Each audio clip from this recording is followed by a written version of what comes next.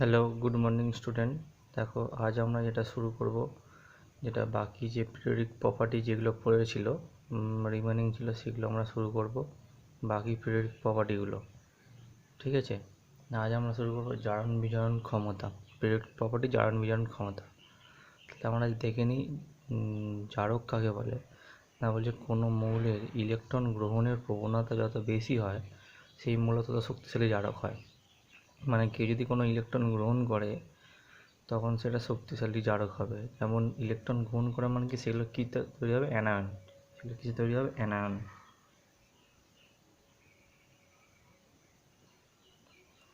আর কোনো মৌল যদি ইলেকট্রন বর্জনের প্রবণতা বেশি হয় তখন সেটা কী হবে না, তখন সেটা তৈরি হবে তোমার ক্যাটায়ন। এ বলছে কোনো মৌল যদি ইলেকট্রন বর্জনের প্রবণতা বেশি হয়, কোনো মৌল যদি ইলেকট্রন বর্জনের প্রবণতা বেশি হয় তখন সেটা হবে যে ক্যাটায়ন হবে, এবং সেটা হবে শক্তিশালী বিজারক। তার মানে বিজারক যারা হবে তারা হবে ক্যাটায়ন, আর যারা জারক হবে তারা হবে অ্যানায়ন। ঠিক আছে? যার যেসব মৌল ইলেকট্রন বর্জনের প্রবণতা যত বেশি হবে সেসব মৌল তত শক্তিশালী বিজারক হবে। তার মানে বিজারক হওয়ার শর্ত হলো যত বেশি যত যত তোমার ক্যাটায়ন হবে তত তারা বেশি বিজারক হবে, আর যারা বেশি অ্যানায়ন ফর্মেশন করবে তারা তত শক্তিশালী জারক হবে। ডেফিনেশান দুটো লেখা আছে, দেখে নাও। কোনো মৌল ইলেকট্রন গ্রহণ করলে হবে জারক, আর কোনো মৌল ইলেকট্রন বর্জন করলে হবে তার শক্তিশালী বিজারক। ঠিক আছে? এবার চেঞ্জটা কি না, পরিবর্তনটা বলছে left to right along A periods জারণ ক্ষমতা বৃদ্ধি পাচ্ছে। ঠিক আছে?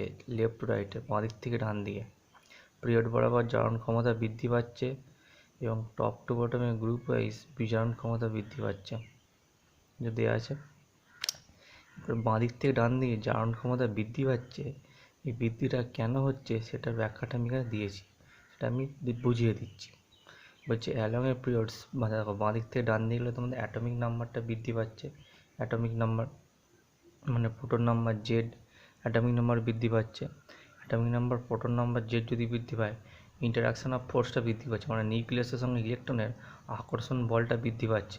তাহলে নিউক্লিয়াসের সঙ্গে ইলেকট্রনের আকর্ষণ বল যত বৃদ্ধি পাবে বাঁ দিক থেকে ডান দিকে গেলে, তার মানে কী হচ্ছে, আকর্ষণ বল যত বৃদ্ধি পাবে তত কী হবে, তার আকারটা তত ছোট হবে। তার মানে বাঁ দিক থেকে ডান দিকে লেফট টু রাইটে গেলে আকারটা পরপর ছোট হচ্ছে, এবং interaction between nucleus and electron increases, মানে বাড়ছে। তাহলে বাঁ দিক থেকে ডান দিকে গেলে আকর্ষণ বল যখন বাড়ছে তাহলে আকারটা তখন ছোটো হচ্ছে। যত আকার ছোট হচ্ছে তার মানে সে কি চাইবে, ইন্টারাকশানটাও বেড়ে গেছে, আকারটাও ছোট হয়েছে, সেই অ্যাটমটা কি চাইবে ইলেকট্রনটা ছেড়ে দিতে? তাহলে ইলেকট্রন বর্জনের প্রবণতা কমে যাচ্ছে, উল্টে ইলেকট্রন গ্রহণের প্রবণতা বাড়ছে। মানে যত আকার ছোট হচ্ছে সে তত তাড়াতাড়ি ইলেকট্রন গ্রহণ করতে পারবে, ইলেকট্রন অ্যাকসেপ্ট করতে পারবে। কারণ কি, তার আকার ছোট হয়ে গেছে, নিউক্লিয়াসের সঙ্গে ইলেকট্রনের ইন্টারাকশানটা খুব বেড়ে গেছে, আকর্ষণ বলটা। তাহলে যত আকার ছোট হচ্ছে তত ইলেকট্রন গ্রহণের প্রবণতাটা বেড়ে যাচ্ছে। তার ফলে কী হচ্ছে, জারণ ক্ষমতা বৃদ্ধি পাচ্ছে। কারণ বাঁ থেকে ডান দিকে গেলে ইলেকট্রন গ্রহণের প্রবণতাটা বেড়ে যাচ্ছে এবং জারণ ক্ষমতাটা পরপর করে বেড়ে যাচ্ছে। এই যে বাঁ থেকে ডান দিকে গেলে ইলেকট্রন গ্রহণের প্রবণতা বাড়ছে, সেখানে জারণ ক্ষমতাটা বেড়ে যাচ্ছে। উল্টোটা যদি বলি, উপর থেকে নিচে মানে টপ টু বটম, কী হচ্ছে না, সাইজটা ইনক্রিজ করছে, interaction between nucleus and electron কমে যাচ্ছে, তাহলে আকর্ষণ বল অনেকটা কমে যাচ্ছে, সাইজটা পরপর বেড়ে যাচ্ছে। তাহলে সেই সব অ্যাটমের ইলেকট্রন বর্জনের প্রবণতা বাড়ছে, মানে কি ক্যাটায়ন পরিণত হওয়ার প্রবণতা বাড়ছে। তাহলে উপর থেকে নিচে গেলে বিজারণ ক্ষমতা বৃদ্ধি পেয়ে যাচ্ছে। এটা হচ্ছে তোমাদের একটা রুল করা আছে। তাহলে দেখে নাও, বাঁ দিক থেকে ডান দিকে গেলে বৃদ্ধি পাচ্ছে জারণ ক্ষমতা, ওপর থেকে নিচে গেলে বিজারণ ক্ষমতা বৃদ্ধি পাচ্ছে। এবার যদি তোমার কোশ্চেন দেয় যে এই কটা অ্যাটম দিয়েছে, sodium, magnesium, aluminium, silicon, phosphorus, sulphur, chlorine, এদের জারণ ক্ষমতার অর্ডারটা সাজিয়ে দাও। তোমাদের যখনই কোনো কিছু অর্ডার সাজাতে বলবে প্রত্যেকের অ্যাটমিক নাম্বার মাথায় লিখে ফেলবে। প্রত্যেকের অ্যাটমিক নাম্বার যদি মাথায় লিখে ফেলো তখন দেখবে কোনো কিছু প্রবলেম হবে না।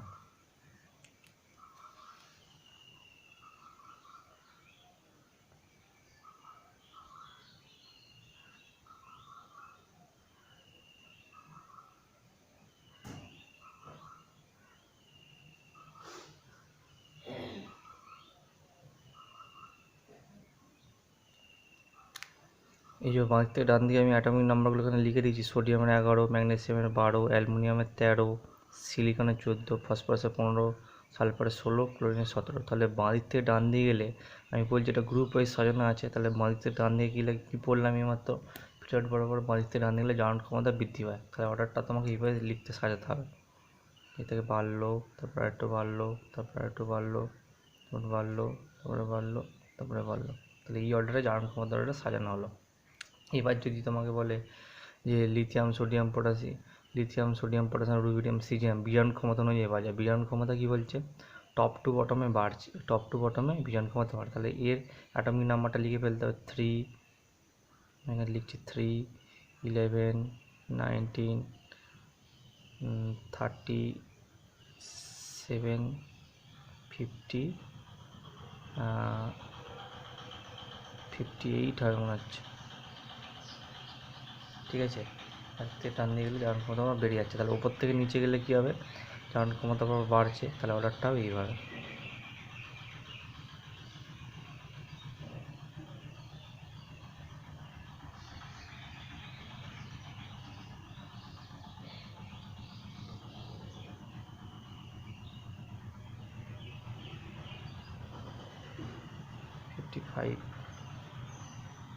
এটা 55 হবে সিজিএম। তাহলে বিজারণ ক্ষমতা এবার ওটা সাজাতে পারো। হয়েছে, এবার দেখে নাও।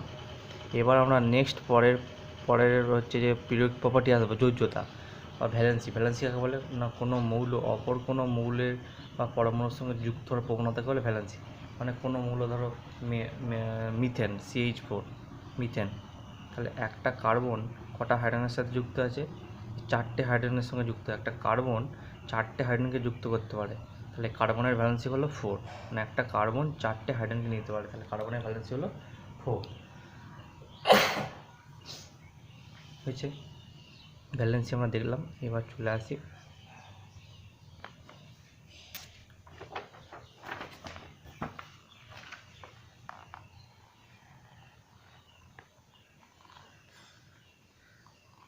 আচ্ছা ভ্যালেন্সিকে আমরা 3টে টাইপসে ক্যাটাগরিতে ভাগ করব।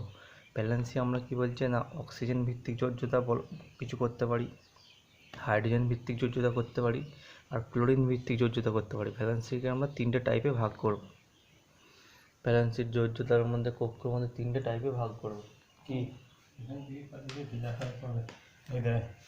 বুকিং শুরু, রিজার্ভেশন ট্রেনের ইয়ে হবে না, দেখে ওরা টিকিট কাটার ব্যবস্থা করতে হবে। দেখ সে আমি দেখে নিচ্ছি আজকে মধ্যে, কালকে বললুম খুলে যাবে। দেখে নিচ্ছি মানে পড় না পড়লেই বুঝতে পারবি।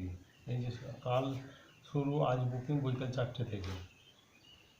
সবাই সকালে করে নিজের টিকিট বুক করতে হবে। ব্যাঙ্গালোরে পেলো সব তো খুলে গেছে, ভালো করে পড়ে সে আমি ভোরে করে নিচ্ছি। এই যাতায়াত করে বন্ধ করো।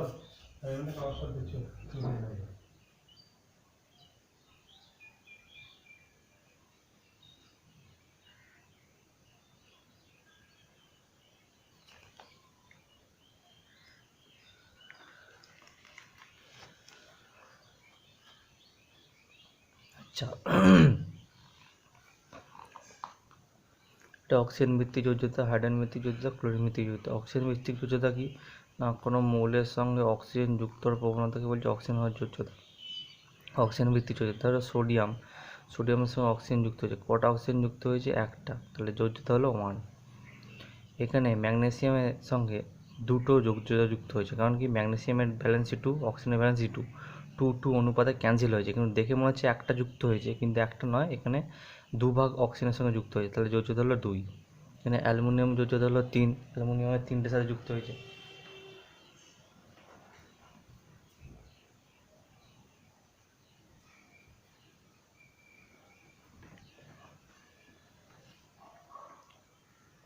এবার এখানে সিলিকনের এখানে অক্সিজেনের যোজ্যতা, সিলিকন এখানে 4, এখানে 2, তাহলে 2 আর 4 ক্যান্সেল হয়ে এখানে 2 পড়ে আছে, তাহলে সিলিকন এখানে যোজ্যতা 4 হিসাবে যুক্ত হয়েছে।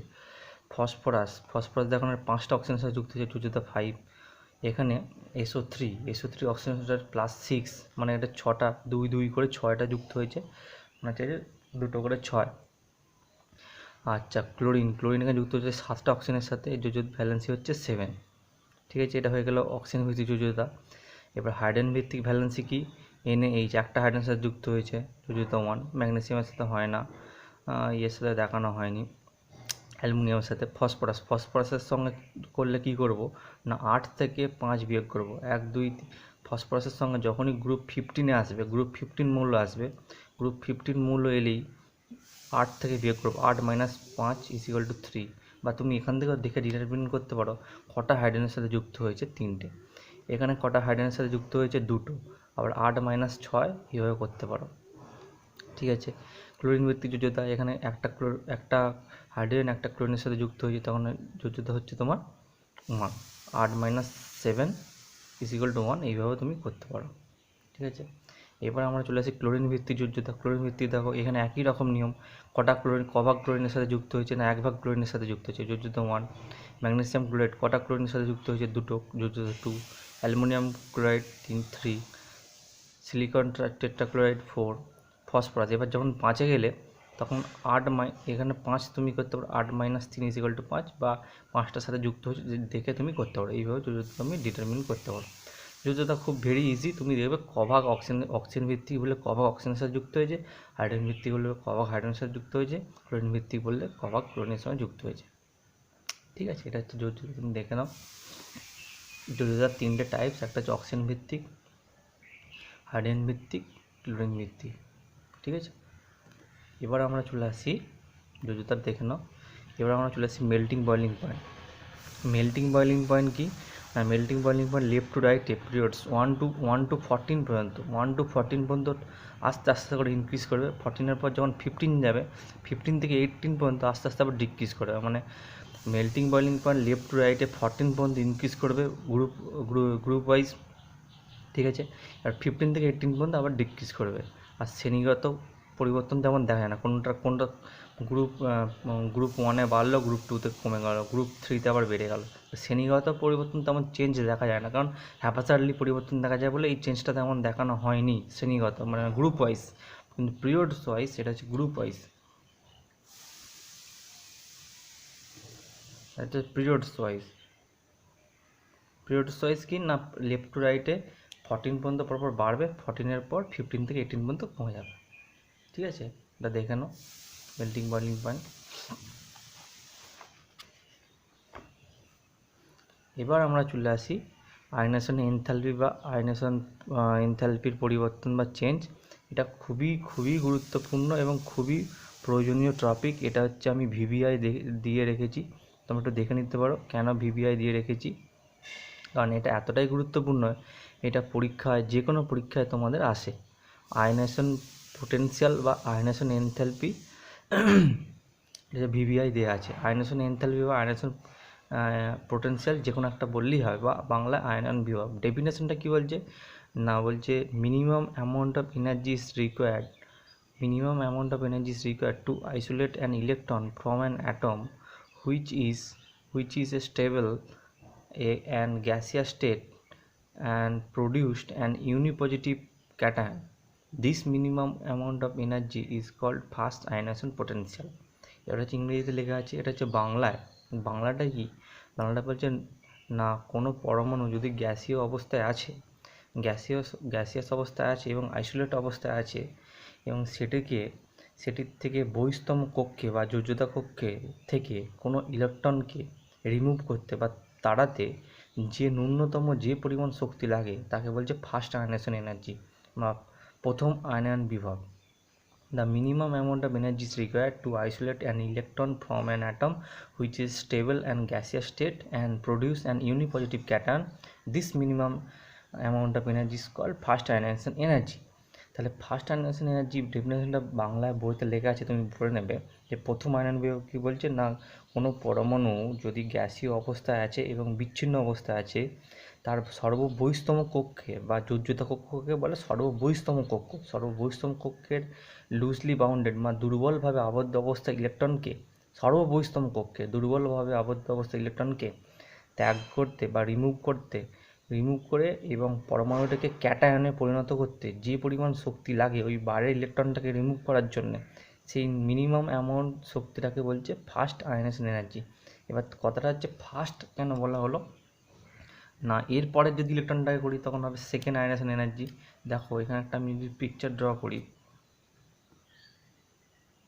এটা নিউক্লিয়াস কোর, এটা কোর নিউক্লিয়াস, এখানে হচ্ছে সেলটা আছে,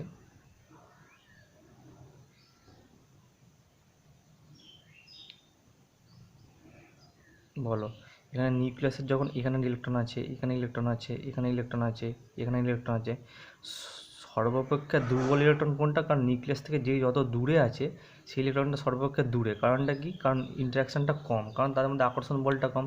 তাহলে কোন ইলেকট্রনটাকে সহজে তাড়ানো যাবে, রিমুভ করা যাবে? যে আউটার সেলে, ভ্যালেন্স সেলে আছে, সর্বোচ্চ সেলে, এরপরে যদি একটা সেল থাকতো সেই ইলেকট্রনটাকে রিমুভ করার জন্য, যে তাহলে সেই ইলেকট্রনটাকে রিমুভ করার জন্য কম শক্তি লাগতো, সেটাই হচ্ছে ফার্স্ট আয়নেশন পোটেনশিয়াল হতো। ঠিক আছে, এটাই হচ্ছে ফার্স্ট আয়নেশন পোটেনশিয়াল। এর পরে ইলেকট্রনটাকে যদি রিমুভ করতে পারো সেকেন্ড আয়নেশন পোটেনশিয়াল। এইভাবে তুমি পরপর করে যাবে। এবার দেখো এর ইকুয়েশনটা কি? ইকুয়েশনটা হচ্ছে তুমি একটা মেটাল আছে, গ্যাসিয়াস অবস্থায় ধাতু আছে, সেই ধাতুকে তুমি এনার্জি দিলে সেটা ক্যাটায়নে পরিণত হলো মেটালটা, এবং ইলেকট্রনটা রিমুভ করতে হলো। এই যে এনার্জি, যে পরিমাণ এনার্জি দিতে তুমি ক্যাটায়নে পরিণত করতে হলো এবং একটা ইলেকট্রন বেরিয়ে গেল আউটার সেল থেকে, এই এনার্জিটা হচ্ছে ফার্স্ট আয়নেশন পোটেনশিয়াল বা ফার্স্ট আয়নেশন এনার্জি। ঠিক আছে, এটা খুবই সোজা, আশা করছি বুঝতে পারলে, এবং খুবই ইম্পর্টেন্ট, একদম খুবই খুবই গুরুত্বপূর্ণ, একদম ভিভিআই দেওয়া আছে, এতটা ইম্পর্টেন্ট। এখান থেকে প্রচুর কোশ্চেন আসে। ইউনিট কি? না এই শক্তিটাকে মাপবো কি কিলোজুল পার মোল। ইউনিট কি? কিলোজুল পার কেজে পার মোল আর কিলো ক্যালোরি পার মোল। ঠিক আছে, এবার দেখো ফার্স্ট আয়নেশন এনার্জি, এবার এখানে অর্ডার দিয়েছি যে কোনো অ্যাটমের ক্ষেত্রে প্রায় ম্যাক্সিমামই এই রুলটা ফলো করে। ফার্স্ট আয়নেশন এনার্জির থেকে সেকেন্ড আয়নেশন এনার্জি বেশি হয়, সেকেন্ড আয়নেশন এনার্জির থেকে থার্ড আয়নেশন এনার্জি বেশি হয়। কারণটা কি? তখন ফার্স্ট আয়নেশন এনার্জি মানে এই দুর্বলভাবে আবদ্ধ লাস্ট ইলেকট্রনটাকে রিমুভ করার জন্য যে পরিমাণ শক্তি। সেকেন্ড আয়নেশন এনার্জি মানে এই ইলেকট্রনটা মানে কি? আরেকটা নিউক্লিয়াসের কাছাকাছি এলো। দেখো আবার থার্ড আয়নেশন এনার্জি মানে আরেকটু নিউক্লিয়াসের কাছাকাছি এলো। তাহলে যত নিউক্লিয়াসের কাছাকাছি আসছে তাদের মধ্যে ইন্টারাকশান তো বাড়ছে, তার মানে এই ইলেকট্রনটাকে রিমুভ করতে যে পরিমাণ শক্তি লাগবে, এই সেলের ইলেকট্রনটাকে রিমুভ করতে আরও একটু বেশি পরিমাণ শক্তি লাগবে, এই ইলেকট্রনটাকে রিমুভ করতে আরও বেশি শক্তি লাগবে, কারণ আরও নিউক্লিয়াসের কাছাকাছি চলে আসছে, এই ইলেকট্রনটাকে রিমুভ করতে আরও বেশি শক্তি লাগবে। তাহলে যত আয়নেশন এনার্জি, মানে ফার্স্ট আয়নেশন এনার্জি থেকে যে কোনো অ্যাটমের ম্যাক্সিমাম এটাই হয়, সেকেন্ড আয়নেশন বিভব বেশি, সেকেন্ড আয়নেশন বিভব থেকে থার্ড আয়নেশন পোটেনশিয়াল খুবই বেশি হয় যে কোনো অ্যাটমের ক্ষেত্রে। এটা বুঝতে পারলে খুব ভালো করে দেখে নাও, এখান থেকে প্রচুর কোশ্চেন আসে, প্রচুর ভালোভাবে বুঝতে হবে। এবার প্যারামিটার, কী কী প্যারামিটার আছে বা কী কী নির্ভরশীলতা আছে, মানে কোন কোন বিষয়ের উপর এটা নির্ভরশীল? না অ্যাটমিক সাইজের উপর নির্ভরশীল। কারণটা কি? যত তোমার অ্যাটমিক সাইজ বাড়বে, দেখো কোনো যদি অ্যাটমিক সাইজ বাড়ে তাহলে তার মধ্যে বাইরের পক্ষে ইলেকট্রনটাকে রিমুভ করতে বেশি পরিমাণ শক্তি লাগবে না কম পরিমাণ শক্তি লাগবে? যদি অ্যাটমিক সাইজ বাড়ে, না বাইরের সেলের ইলেকট্রনটাকে রিমুভ করার জন্যে কম পরিমাণ শক্তি লাগবে। যত অ্যাটমিক সাইজ বেড়ে গেছে তাদের মধ্যে ইন্টারাকশানটা কমে গেছে, নিউক্লিয়াসের সঙ্গে আউটার সেলের ইলেকট্রনের ইন্টারাকশানটা কমে গেছে, মানে আকর্ষণ বল কমে গেছে। তুমি এটা ভাবতে পারো, ধরো তুমি মেলায় গেছো, মেলায় বেড়াতে গেছে একটা মা, দুটো হাতে বাঁ হাতে 4জন ছেলেকে ধরেছে আর ডান হাতে 4জন ছেলেকে ধরেছে। এবার মেলায় ভিড়ের মধ্যে কোন ছেলেটা বেশি হারিয়ে যাওয়ার প্রবণতা কার বেশি হবে? না হারিয়ে যাওয়ার প্রবণতা বেশি হবে যে মেলায় দূরে, সবচেয়ে মায়ের কাছ থেকে যে দূরে ছেলেটা আছে, সে ভিড়ে হারিয়ে যাওয়ার প্রবণতা বেশি হবে। মাকে ভাবো নিউক্লিয়াসের কাছাকাছি যে ছেলের দুটোকে দুটো হাতে ধরেছে, সেই দুটো ছেলে কি মেলার ভিড়ের মধ্যে হারিয়ে যাবে? হারিয়ে যাবে না। যে ছেলেগুলো আরও দূরে হাত ধরে আছে সেই ছেলেগুলো হারিয়ে যেতে পারবে। তার মানে যত নিউক্লিয়াস থেকে তুমি দূরে থাকবে তত ইলেকট্রনগুলোর মধ্যে ইন্টারাকশানটা কমে যাবে, নিউক্লিয়াসের সঙ্গে ইন্টারাকশানটা কমে যাবে, আকর্ষণ বলটা কমে যাবে। তাহলে সেই ইলেকট্রনটাকে রিমুভ করার জন্যে খুব কম পরিমাণ শক্তি লাগবে। তার মানেটা কি? তার মানেটা হচ্ছে যে যত আকার বাড়বে আয়নেশন এনার্জির পরিমাণটা কমে যাবে। আকার বাড়লে ইলেকট্রনগুলো লুজলি বাউন্ডেড আছে, তাদের মধ্যে আকর্ষণ বলটা অনেক কম, তাহলে তার মধ্যে ইলেকট্রনটা সহজেই রিমুভ করা যাবে। সেই জন্য একটা এক্সাম্পল দিচ্ছি না, প্যারামিটার কি অ্যাটমিক সাইজের উপর ডিপেন্ড করে। যত অ্যাটমিক সাইজ ছোট হবে তত আয়নেশন পোটেনশিয়াল বেড়ে যাবে, আর যত অ্যাটমিক সাইজ বাড়বে তত হচ্ছে যে আয়নেশন পোটেনশিয়ালটা কম লাগবে। যেমন সোডিয়াম আর পটাশিয়ামের মধ্যে আয়নেশন পোটেনশিয়াল ডিফারেন্স কার বেশি হবে? না সোডিয়ামের বেশি হবে, কারণ সোডিয়াম হচ্ছে গ্রুপ থ্রি আর হচ্ছে যে পটাশিয়াম হচ্ছে গ্রুপ 4। তাহলে সোডিয়ামের থেকে পটাশিয়ামের আকার অনেক বড়, আকার বড় মানে কি তাদের মধ্যে ইলেকট্রনের সঙ্গে নিউক্লিয়াস ইন্টারাকশানটা অনেক কমে গেছে পটাশিয়ামের ক্ষেত্রে। তাহলে পটাশিয়ামের ক্ষেত্রে নিউক্লিয়াসের সঙ্গে বাইরের কক্ষে ইলেকট্রনের যদি ইন্টারাকশানটা অনেক কমে যায়, তাহলে তার মধ্যে কী হবে, সহজে খুব অল্প পরিমাণ শক্তি দিলেই বাইরের কক্ষে ইলেকট্রনটা বেরিয়ে যাবে, কারণ নিউক্লিয়াসের সঙ্গে অনেক দূরে আছে, এর আকারটা অনেক বড়, নিউক্লিয়াস থেকে অনেক দূরে ইলেকট্রনগুলো আছে। বাইরের সেলের ইলেকট্রনটা আমরা ভেতরের সেলের ইলেকট্রন বার করবো না, বাইরের সেলের ইলেকট্রনগুলো বার করবো। তাহলে পটাশিয়ামের ক্ষেত্রে বাইরের সেলের ইলেকট্রনটা অনেক দূরে আছে, মানে দূরে আছে এবং তাদের মধ্যে আকর্ষণ বলটা কমে গেছে। দূরে আকর্ষণ বল কমে গেছে বলে মানে অনেক দূরে আছে। তার মানে কি পটাশিয়ামের ক্ষেত্রে আয়নেশন এনার্জিটা বাইরের কক্ষে ইলেকট্রনটাকে রিমুভ করার জন্য এই আয়নেশন এনার্জিটা খুব কম লাগবে। কিন্তু সোডিয়ামের আকার ছোট, তার মধ্যে ইন্টারাকশানটা খুব বেশি, তাহলে এই কক্ষে সোডিয়ামের ক্ষেত্রে ইলেকট্রনগুলো রিমুভ করার জন্য শক্তিটা একটু কম লাগবে। তাহলে সেই জন্য আয়নেশন পোটেনশিয়াল অফ সোডিয়াম আকারটা ছোট বেশি এবং পটাশিয়ামের থেকে। First parameter. এবার চলে আসি সেকেন্ড প্যারামিটার। সেকেন্ড প্যারামিটার কি, নিউক্লিক চার্জ। নিউক্লিক চার্জের পরিমাণ যত বেশি হবে তত আয়নেশন পোটেনশিয়ালটা বেড়ে যাবে। নিউক্লিক চার্জের পরিমাণটা যত বেশি হবে, দেখো নিউক্লিক চার্জের পরিমাণটা যত বেশি হবে তত আয়নেশন পোটেনশিয়ালটা বেড়ে যাবে। নিউক্লিক চার্জ মানে কি না, সেন্টারে এই যে সেন্টারে তোমার পজিটিভ চার্জের পরিমাণ যত বাড়বে, সেন্টার মানে কি সেন্টার কোর, এই যে সেন্টার কোরে যত পজিটিভ চার্জ বাড়বে, মানে নিউক্লিয়াসে যত ধনাত্মক চার্জের পরিমাণ বাড়বে, মানে প্রোটন নাম্বার যত জেড বাড়বে তত নিউক্লিয়াসের মধ্যে ইলেকট্রনের সঙ্গে ইন্টারাকশানটা তত বাড়বে। যত জেড বাড়বে প্রোটন নাম্বার বাড়বে, নিউক্লিয়াসের ইন্টারাকশানটা বাড়বে, তার মানে কি আয়নেশন পোটেনশিয়ালটা বেড়ে যাবে। তাহলে সেই ইলেকট্রনটা যত ইন্টারাকশান বাড়বে সেই ইলেকট্রনটাকে রিমুভ করার জন্য শক্তি তো বেশি লাগবে। তার মানে বলছে যত পজিটিভ চার্জ বাড়বে তত আয়নেশন পোটেনশিয়ালটা মানটা বেড়ে যাবে। এই যে 2 নম্বর পয়েন্ট। এবার আমরা আসছি 3 নম্বর পয়েন্ট, স্ক্রিনিং এফেক্ট বা আবরণী প্রভাব। আবরণী প্রভাব কি না, ধরো আমি আগেও বলেছি স্ক্রিনিং এফেক্ট, আমি পিরিয়ড টেবিলে কিছুক্ষণ আগেও পড়েছি, মানে ল্যান্থানার কনস্ট্রাকশন বা এফ কনস্ট্রাকশনে যে এস স্ক্রিনিং প্রভাব কি, আবরণী প্রভাব। আবরণী প্রভাব কি না, পর্দার মতো আবরণ করে রাখতে পারে কোনো ইলেকট্রনকে, মানে নিউক্লিয়াসের মধ্যে ইলেকট্রনকে আবরণ করে, কার ক্ষমতা বেশি, আবরণ করার ক্ষমতা বেশি এস, তারপরে পি, তারপর ডি, এফ। তাহলে কোনো ইলেকট্রন বিন্যাসে যদি এস থাকে তার আবরণ করার ক্ষমতাটা সবচেয়ে বেশি। তার মানে কি নিউক্লিয়াসের সঙ্গে বাইরের সেলের ইলেকট্রনের মধ্যে মাঝখানে আবরণ মানে পর্দার মতো আড়াল করে রাখার ক্ষমতা সবচেয়ে বেশি। তাহলে নিউক্লিয়াসের সঙ্গে ইলেকট্রনের বাইরের সেলের ইলেকট্রনের মাঝে আড়াল করার ক্ষমতা কার বেশি না, এসের বেশি। তাহলে এসের যদি বেশি হয় তাহলে কোনো অ্যাটমে যদি এস অরবিটাল থাকে তাহলে তার মধ্যে নিউক্লিয়াসের সঙ্গে ইলেকট্রনের আকর্ষণ বলটা অনেক কমে যাবে, কারণ এসের আবরণ করার ক্ষমতাটা অনেক বেশি, মাঝখানে অনেক রকম পর্দা দেওয়া আছে, পর্দা মানে আড়াল করে আছে, আচ্ছাদন করে আছে। তাহলে এসের ক্ষেত্রে আবরণ করার ক্ষমতা অনেক বেশি। তারপর পি এর একটু কম, পি এর থেকে আবার ডি এর কম, ডি এর থেকে আবার এফ এর কম। তাহলে কোনো অরবিটাল যদি এস ইলেকট্রন থাকে তাদের মধ্যে আবরণ করে দিয়েছে, তার মানে তার নিউক্লিয়াস থেকে আউটার সেলের ইলেকট্রনের ইন্টারাকশানটা অনেক কমে গেছে। ঠিক আছে, যেমন আয়নেশন পোটেনশিয়াল ভাবার কথা ভেবেছিলাম বা যেমন ভাবছিলাম আয়নেশন পোটেনশিয়াল হবে, কোনো অরবিটাল যদি এস থাকে তার আয়নেশন পোটেনশিয়ালটা কী হবে, একটু কম হবে, কারণ তার মধ্যে আবরণই করে দিয়েছে। তাহলে পি এর ক্ষেত্রে আর একটু কম হবে, ডি এর ক্ষেত্রে যেমন ভাবছি তার একটু কম হবে, এফ এর ক্ষেত্রে যেমন ভাবছি আর একটু কম হবে। মানে যেমন ভাবছিলাম হবে আয়নেশন পোটেনশিয়ালটা, এই আবরণী প্রভাব করার জন্য এসের ক্ষেত্রে সবচেয়ে ভ্যারিয়েশন দেখা যাবে এসের ক্ষেত্রে, কারণ আবরণ করে দিয়েছে। যেমন ভাবছিলাম আয়নেশন পোটেনশিয়ালটা এত কিলোজুল পার মোল হবে, কিন্তু বাস্তব দেখতে পাচ্ছি অনেক কিলোজুল পার মোল কমে যাচ্ছে। কারণটা কি, কারণ এফের ক্ষেত্রে আবরণী প্রভাব করার ক্ষমতাটা অনেক বেশি, সেই তুলনায় পি এর আবরণী করার প্রভাব অনেক তোমার কম, সে থেকে ডি এর কম, এফ এর কম। তাহলে আবরণী স্ক্রিনিং এফেক্টের ওপর আয়নেশন পোটেনশিয়ালটা তোমার নির্ভর করছে। 1, 2, 3 নম্বর পয়েন্ট হয়ে গেল।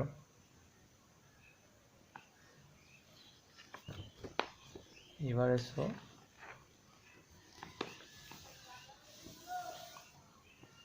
এসো তুমি 4 নম্বর পয়েন্টে। 4 নম্বর পয়েন্ট কি বলছে না, পেনিট্রেটিং পাওয়ার বা ভেদন ক্ষমতা। ভেদন ক্ষমতা কি না, কোনো অরবিটালের ডিফারেন্ট শেপ অরবিটাল, এসের একটা শেপ হয়, পি এর একটা শেপ হয়, ডিফারেন্ট শেপ। এস অরবিটালটা যেমন শেপ, পি এর আলাদা শেপ, ডি এর আলাদা শেপ, এফ এর অরবিটালের আলাদা শেপ। তাহলে ডিফারেন্ট শেপের জন্য ডিফারেন্ট হচ্ছে যে ভেদন ক্ষমতা। মানে কি এস অরবিটালটা বলছে নিউক্লিয়াসের দিকে ঝুঁকে থাকে, মানে কোনো অ্যাটম নিউক্লিয়াস ইলেকট্রন থাকে, এস অরবিটালটা বলছে নিউক্লিয়াসের কাছাকাছি অবস্থায় আছে, কাছাকাছি আছে এস অরবিটালটা। এস অরবিটালটা নিউক্লিয়াসের দিকে ঝুঁকে আছে, তাহলে নিউক্লিয়াসের দিকে যে ঝুঁকে থাকবে তাদের মধ্যে ইন্টারাকশনটা খুব বেশি কার হবে না এসের ক্ষেত্রে খুব বেশি হবে, কারণ এসটা বলছে নিউক্লিয়াসের দিকে ঝুঁকে আছে, তার থেকে পিটা একটু কম ঝুঁকে আছে, ডিটা একটু কম ঝুঁকে আছে, এফটা আরও কম ঝুঁকে আছে। তার মানে কোনো ইলেকট্রন যদি এস অরবিটালে থাকে পেনিট্রেটিং পাওয়ার এক্ষেত্রে, তখন কিন্তু আয়নেশন পোটেনশিয়ালটা খুব বেশি হবে। তার থেকে যদি কোনো পিতে থাকে তাহলে আয়নেশন পোটেনশিয়ালটা একটু বেশি হবে। যদি বলি পি আর ডি এর মধ্যে কোনো অরবিটাল কোনো ইলেকট্রন ডিতে আছে, তাহলে কি তার আয়নেশন পোটেনশিয়াল কেমন হবে? পি এর থেকে তাহলে কম হবে, কারণ পিটা একটু দূরে আছে, মানে নিউক্লিয়াস থেকে দূরে আছে, ডিটা একটু দূরে আছে। আর ডি এর পি আর ডি এর মধ্যে যদি আয়নেশন পোটেনশিয়াল ডিফারেন্স করি বা আয়নেশন পোটেনশিয়াল তুলনা করি, কোনো ইলেকট্রন যদি ডিতে থাকে তাহলে তার আয়নেশন পোটেনশিয়াল অবভিয়াসলি কমে যাবে, কারণ পিটা দেখতে পাচ্ছি বেশি পরিমাণ ঝুঁকে আছে নিউক্লিয়াসের দিকে। আবার ডি আর এফের মধ্যে যদি বলি কোনো ইলেকট্রন যদি ডিতে আছে তাহলে তার আয়নেশন পোটেনশিয়ালটা অবভিয়াসলি এফের থেকে বেশি হবে, কারণ ডিটা নিউক্লিয়াসের কাছাকাছি ঝুঁকে আছে, যত বেশি ঝুঁকে থাকবে তার তো ইন্টারাকশানটা বেশি হবে, তাহলে সেই ইলেকট্রনটাকে রিমুভ করার জন্য বেশি পরিমাণ শক্তি লাগবে। তার মানে কি, তুমি যদি এই এই এই পয়েন্টটা দিয়ে ব্যাখ্যা করতে চাও, 4 নম্বর পয়েন্টটা দিয়ে বা 5 নম্বর পয়েন্টটা দিয়ে বা যে কোনো, যদি 1 নম্বর পয়েন্ট দিয়ে বাকি সব প্যারামিটারগুলো তোমার কনস্ট্যান্ট ধরে নিতে হবে। তুমি যদি 4 নম্বর পয়েন্ট দিয়ে ব্যাখ্যা করছো, তার মানে এখানে তোমার এই যে এই তিনটা তোমার কনস্ট্যান্ট ধরে নিতে হবে, 4টা তোমার কনস্ট্যান্ট ধরে নিতে হবে, এই একটা কনস্ট্যান্ট ধরে নিতে হবে। তুমি যদি 3টা দিয়ে ব্যাখ্যা করতে চাও কোনো কিছুর আয়নেশন পোটেনশিয়াল, তাহলে 1 2 3 4 5 যেতে হচ্ছে, বাকি সব রিমেনিং প্যারামিটারগুলো কনস্ট্যান্ট ধরে নিয়ে এটার ক্ষেত্রে ব্যাখ্যা করতে হবে। তুমি যদি এটার সঙ্গে এটা ভাবো তাহলে এটাও অ্যাক্ট করছে, এটাও নিউক্লিয়াস চার্জও অ্যাক্ট করছে, তখন কিন্তু গন্ডগোল হয়ে যাবে। তাহলে তোমার যে কোনো একটা প্যারামিটার ধরে যখন করতে হবে, এবং keep in your mind besides all parameter are constant, remaining all parameter are constant, যে কোনো একটা প্যারামিটার দিয়ে তুমি ধরলে বাকি সব প্যারামিটারগুলো কনস্ট্যান্ট ধরতে হবে। যেমন তুমি যদি এটা দিয়ে আয়নেশন পোটেনশিয়াল ব্যাখ্যা করো, পেনিট্রেটিং পাওয়ার দিয়ে, বাকি তোমার যে পয়েন্টগুলো আছে সব তোমার কনস্ট্যান্ট করতে হবে। তা তুমি পেনিট্রেটিং পাওয়ার দিয়ে দেখে নাও, এটা খুব গুরুত্বপূর্ণ। না এস অরবিটাল খুব ঝুঁকে থাকে, পি অরবিটালটা একটু ঝুঁকে থাকে, তারপর ডি একটু ঝুঁকে থাকে নিউক্লিয়াসের দিকে, এফ একটু ঝুঁকে থাকে, তার যে যত ঝুঁকে থাকবে তার আয়নেশন পোটেনশিয়াল, তার আমার ইন্টারাকশনটা বেড়ে যাবে। তাহলে কোনো ইলেকট্রন যদি এসে থাকে তাহলে তার আয়নেশন পোটেনশিয়াল সবচেয়ে বেশি, তারপর পি, তারপর ডি, তারপর এফ। ঠিক আছে, তারপরে চলে আসছে 5 নম্বর পয়েন্ট। 5 নম্বর পয়েন্ট আরও গুরুত্বপূর্ণ, সেটা হচ্ছে তোমার, এটা হচ্ছে স্টার দিয়ে রাখছি, এটা হচ্ছে হাফ পিল ফুল পিলের ওপর কীভাবে ডিফারেন্স, হাফ পিল ফুল পিলের ওপর কীভাবে নির্ভর করে দেখো বলে দিচ্ছি। দেখো বলছে এস অরবিটালে সর্বোচ্চ ইলেকট্রন থাকে 2টো, তার মানে ম্যাক্সিমাম ক্যাপাসিটি 2, তার মানে হাফ কত হবে 1। আচ্ছা পি অরবিটালে ম্যাক্সিমাম ক্যাপাসিটি 6, ওই দেখো আমি 6 লিখেছি, 1 2 1 2 3 4 5 6, তাহলে ম্যাক্সিমাম ক্যাপাসিটি 6 মানে ফুল ফিল, তাহলে হাফ ফিল কত হবে 3। সেরকম ডি অরবিটালে 1 2 3 4 5 6 7 8 9 10, ডিতে ম্যাক্সিমাম ক্যাপাসিটি 10, তাহলে হাফ ফিল কত হবে 5। এফেতে ফুল ফিল কত হচ্ছে 1 2 3 4 5 6 7 8 9 10 11 12 13 14, এফেতে ম্যাক্সিমাম ক্যাপাসিটি 14, তাহলে ফুল ফিল 14, হাফ ফিল কত 7। তার মানে এটা এই 5 নম্বর প্যারামিটার বলছে ফুলফিল হাফ পিল সাবসেল হলে কোনো অরবিটালে তারা স্টেবল হয়, ফুলফিল হলেও স্টেবল হবে, হাফ পিল হলেও স্টেবল হবে। ফুলফিলের বেশি হলেও স্টেবল হবে না, হাফ পিলের বেশি হলেও স্টেবল হবে না, হাফ পিলের কম হলেও স্টেবল হবে না, মানে হাফ পিল হলেই স্টেবল হবে আর ফুলফিল হলেই স্টেবল হবে। ঠিক আছে, এবার দেখে নিই। ঠিক আছে, বলছে নাইট্রোজেনের ইলেকট্রন যদি তোমাকে বলে নাইট্রোজেন আর অক্সিজেনের মধ্যে আয়নেশন পোটেনশিয়াল কার বেশি বলো, নাইট্রোজেন আর অক্সিজেনের মধ্যে আয়নেশন পোটেনশিয়াল কার বেশি বলো। তুমি আবার ভাববে এমনি জেনারেল রুলে কী হয় না, লেফট টু রাইটে যাচ্ছে অ্যালনের পিরিয়ডস, নাইট্রোজেনের অ্যাটমিক নাম্বার 7, এর অ্যাটমিক নাম্বার 8, তাহলে বাঁ দিক থেকে ডান দিকে যাচ্ছি, নিউক্লিক চার্জ বেড়ে যাচ্ছে এবং উপরন্তু সাইজটাও ছোটো হয়ে গেছে। এর ক্ষেত্রে নাইট্রোজেনের থেকে অক্সিজেনের সাইজও ছোটো, তাহলে যত স্যার বললেন সাইজে যত ছোটো হবে তাহলে তার তত নিউক্লিয়াস চার্জটা বাড়বে এবং তার আয়নেশন পোটেনশিয়ালটা বাড়বে। জেনারেল রুল, আমি তো সেটা কী বললাম, এটা হচ্ছে জেনারেল রুল দিয়ে তুমি যদি ব্যাখ্যা করতে চাও তাহলে তোমার এটা হবে। ঠিক আছে, কিন্তু জেনারেল রুল দিয়ে বাস্তবে দেখা যাচ্ছে নাইট্রোজেনের আয়নেশন পোটেনশিয়াল অক্সিজেনের থেকে অনেক বেশি। জেনারেল রুল দিয়ে দেখলে কিন্তু অক্সিজেনটা বেশি হবে, কিন্তু বাস্তবে কিন্তু অক্সিজেনের আয়নেশন পোটেনশিয়াল বেশি নয়। সেটা কি হাফ পিল ফুল পিলের উপর নির্ভর করবে। কারণ জেনারেল ইলেকট্রনিক কনফিগারেশন নাইট্রেনের দেখো 2s2 2p2 2p3, এটা শুধু জেনে রাখো, এটা আমি অ্যাটমিক স্ট্রাকচারে ক্লিয়ার হয়ে যাবে কীভাবে এটা লিখতে হয়। তাহলে নাইট্রেনের ইলেকট্রন কথা 7, 2 + 2 + 3 7। দেখো পিতে লাস্ট ইলেকট্রনটা কোথায় ফিল আপ হয়েছে, পিতে। আচ্ছা, general electronic configuration of oxygen কত, 2s2 2p2 2p4। তাহলে লাস্ট ইলেকট্রনটা কোথায় ভর্তি হয়েছে, পিতে। আচ্ছা, তার মানে এই নাইট্রোজেনের পিতে সর্বোচ্চ কটা ইলেকট্রন থাকা দরকার, আমি একটু আগে বলেছি পিতে ইলেকট্রন থাকা দরকার 6টা। দেখো পিতে ইলেকট্রন থাকা দরকার 6টা, 6। তার মানে যদি অর্ধেক থাকে হাফ ফিল, তখনও স্টেবল হবে। পিতে আছে 3, মানে হাফ ফিল। আচ্ছা, অক্সিজেনের ক্ষেত্রে আছে হাফ ফিলও নয় আবার ফুল ফিলও নয়, হাফ ফিলের থেকে বেশি, নট, এটা হচ্ছে full fill, not full fill / not half fill. এটা ফুল ফিলও নয়, এটা হাফ ফিলও নয়। তার মানে কি 3-এর থেকে বেশি আছে 4। তার মানে এটা দুটোর মধ্যে কার স্টেবল কনফিগারেশন, ইলেকট্রনিক কনফিগারেশন কার, নাইট্রোজেনের। নাইট্রোজেনের হচ্ছে স্টেবল ইলেকট্রনিক কনফিগারেশন, কার ক্ষেত্রে, নাইট্রোজেনের। নাইট্রোজেনের হচ্ছে স্টেবল ইলেকট্রনিক কনফিগারেশন। তাহলে আমি কি বললাম, যারা হাফ ফিল আর ফুল ফিল হয় তাদের ইলেকট্রনিক স্টেবল হয়। তাদের মধ্যে স্টেবল হওয়ার অর্থ হচ্ছে তাদের মধ্যে নিউক্লিয়াসের সঙ্গে ইলেকট্রনের ইন্টারাকশানটা খুব স্ট্রং হয়, কারণ তাদের মধ্যে আকর্ষণ বলটা খুব বেশি হয়। মানে কার আকর্ষণ বলটা বেশি, নাইট্রোজেনের ক্ষেত্রে বেশি। কারণটা কি, due to half fill full fill subshell of orbital. কারণ হাফ ফিল সাবসেল যখনই হয়েছে, তখন আমি এখনও বলছি হাফ ফিল সাবসেল যখনই তারা স্টেবল হয়ে গেছে। তার মানে বাস্তবে দেখা যাচ্ছে নাইট্রোজেনের আয়নেশন পোটেনশিয়ালটা অক্সিজেনের থেকে বেশি। এটাই হবে রাইট অর্ডার, ঠিক আছে। জেনারেল রুল দিয়ে দেখলে কিন্তু ভুল হয়ে যাবে। তো পুরো half fill full feel order মেনে চলে তোমার দেখতে হবে আয়নেশন পোটেনশিয়ালটা নাইট্রোজেনের অবভিয়াসলি অক্সিজেনের থেকে বেশি, এইটাই হবে তার অর্ডার, ঠিক আছে। এটাই তো হবে তার অর্ডার। এবার চলে আসি আউটার সেল ইলেকট্রনিক কনফিগারেশন। কোনো আমরা কি জানি, কোনো প্রত্যেকটা পরমাণু তার অক্টেট ফিল আপ করতে যায়। অক্টেট ফিল আপ করতে যায় মানে কি, আউটার সেলের 2, 8, 18, 36, 54 এরকম করে ইলেকট্রন আনতে চায়, ঠিক আছে।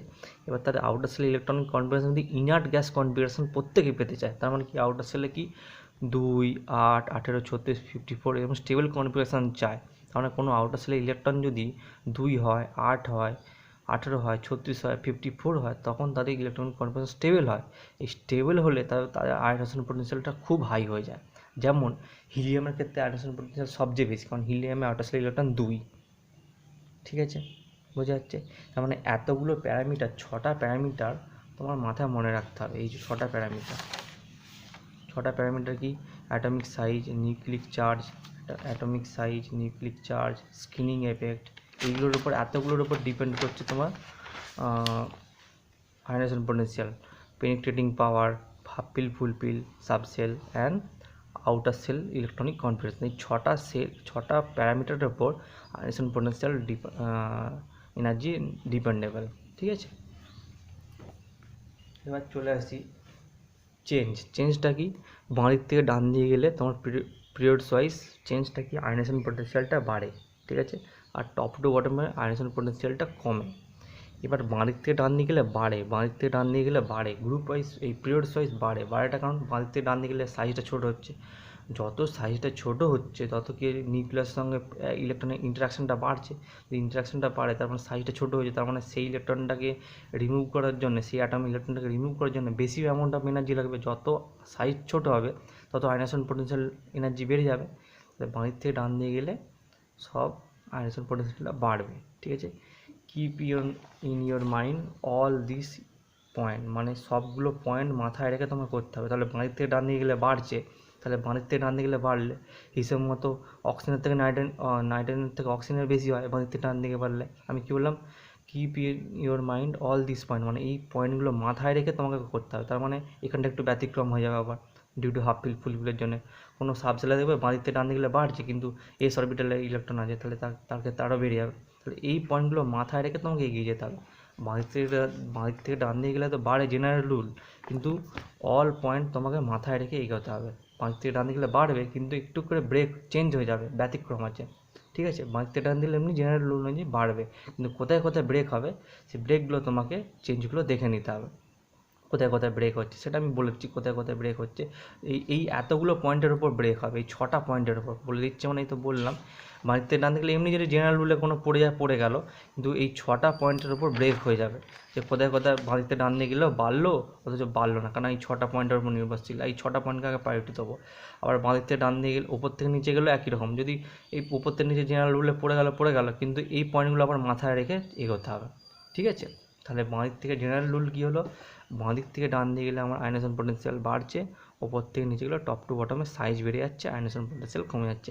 আমরা জেনারেল রুল কি, সাইজের ওপর dependent, size ionisation potential, general rule বলছি, IP is inversely proportional to R, মানে সাইজ বাড়লে আয়নেশন পোটেনশিয়াল কমবে, আর সাইজ কমলে আয়নেশন পোটেনশিয়াল বাড়বে, এটা খুব গুরুত্বপূর্ণ। কিন্তু এই রুলটা কিন্তু রুল নয়, এটা কিন্তু জেনারেল ফর্মুলা, হ্যাঁ। এটা কিন্তু সব কিছু এই রুলগুলো পড়লে আবার ব্যতিক্রম হয়ে যাবে। এমনি জেনারেল রুল হচ্ছে আয়নেশন পোটেনশিয়াল সাইজের সঙ্গে আয়নেশন পোটেনশিয়াল বাড়বে যদি সাইজ যত ছোট হবে, ঠিক আছে। এবার আমরা একটা দেখিয়েছি গ্রাফিক্যাল রিপ্রেজেন্টেশন, একটা দেখিয়েছি, দেখো আয়নেশন পোটেনশিয়ালে এদিকে আমরা আয়নেশন পোটেনশিয়াল প্লট করেছি, আর এদিকে পরমাণু ক্রমাঙ্ক জেড প্লট করেছি। দেখো যত আমরা পরমাণু ক্রমাঙ্ক বাঁ দিক থেকে ডান দিকে যাচ্ছি, হাইড্রোজেনের পর হিলিয়াম গেলাম, দেখুন আয়নেশন পোটেনশিয়াল অনেক বেড়ে গেছে। আবার হিলিয়ামের পর লিথিয়াম এলাম, আয়নেশন পোটেনশিয়াল অনেক কমে গেছে। তার মানে কি, আমরা এখন একটা পিরিয়ডস চেঞ্জ করছি, ওপর থেকে নিচে চলে এসেছি, তাহলে পিরিয়ডস চেঞ্জ করেছি, তাহলে হচ্ছে আয়নেশন পোটেনশিয়াল অনেক কমে গেল। আবার বাঁ দিক থেকে ডান দিকে যাচ্ছি, লিথিয়াম বেরিলিয়াম যাচ্ছি, বেরিলিয়াম গেলে আয়নেশন পোটেনশিয়াল বাড়লো, আর বেরিলিয়াম থেকে বোরনে কমে গেল। কারণ কি, এখানে হাফ ফিল ফুল ফিলের একটা ব্যাপার আছে, আমি বলে দিচ্ছি, যখন অ্যাটমিক স্ট্রাকচার হবে আবার এই জায়গাটা আসবো তখন বলে দেবো, হাফ ফিল ফুল ফিলের ব্যাপারটা আছে। তারপর বোরনের পর কার্বনে গেলে কোনো প্রবলেম নেই, কার্বনের পর নাইট্রোজেনে গেলে কোনো প্রবলেম নেই, নাইট্রোজেনের পর অক্সিজেনে বাড়ার দরকার ছিল, কিন্তু এখানে আবার একটা হাফ ফিল ফুল ফিলের ব্যাপার আছে, আবার ব্রেক করে গেল। তারপরে ফ্লুরিন, তারপরে নিয়ন, কোনো প্রবলেম নেই, আবার চলে এলো, আবার পিরিয়ডস চেঞ্জ হয়ে গেল, পিরিয়ডস 3তে চলে এলো, সেখানে আয়নেশন পোটেনশিয়াল আবার কমে গেল। আবার এখানে ম্যাগনেসিয়াম গেলাম, বাড়লো, ম্যাগনেসিয়াম অ্যালুমিনিয়াম আছে, এখানে হাফ ফিল ফুল ফিলের ব্যাপার আছে, আবার এখানে ব্রেক করলো, তারপর আবার কমে গেল, বাড়ার দরকার ছিল কমে গেল।